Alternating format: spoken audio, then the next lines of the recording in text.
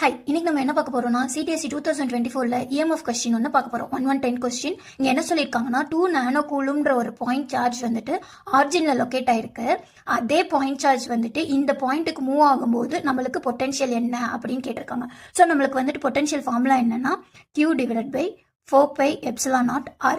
இங்க வந்துட்டு டிஸ்டன்ஸ் வந்துட்டு பாயிண்டா நமக்கு கொடுத்துருக்காங்க. அதாவது 2 மீட்டர் அந்த மாதிரி கொடுக்காம பாயிண்ட் சார்ஜஸ் கொடுத்துருக்காங்க. ஸோ அப்போ வந்துட்டு நம்மளுக்கு டிஸ்டன்ஸ் ஃபார்முலா என்னன்னு தெரியும்.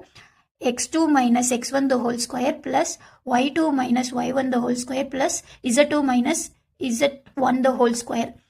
இப்போ x2 பாயிண்ட் என்ன, ஆக்சுவலா இங்க ஒரு பாயிண்ட் இருக்கு, இது வந்துட்டு இங்க மூவ் ஆகுது. ஸோ இங்க ஆரிஜின்ல ஃபர்ஸ்ட் Q இருக்கு, அடுத்து எங்க போகுது 1,0,0 பாயிண்ட்டுக்கு மூவ் ஆகுது. இதுதான் செகண்ட் பாயிண்ட், இது ஃபர்ஸ்ட் பாயிண்ட். அப்படி நம்ம பார்க்கும்போது square root of 1 - 0 the whole square plus 0 - 0 the whole square plus 0 - 0 the whole square. இப்படிலாம் பார்த்தோம்னா நமக்கு வந்துட்டு 1 ஸ்கொயர் வரும் 1.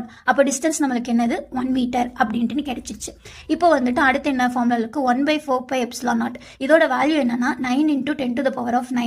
இந்த வேல்யூ நமக்கு வந்துட்டு மெமரைஸ் பண்ணி வச்சிட்டோம்னா இஎம்எஃப் கொஸ்டின் சால்வ் பண்ணும்போது நம்மளுக்கு ஈஸியா இருக்கும்.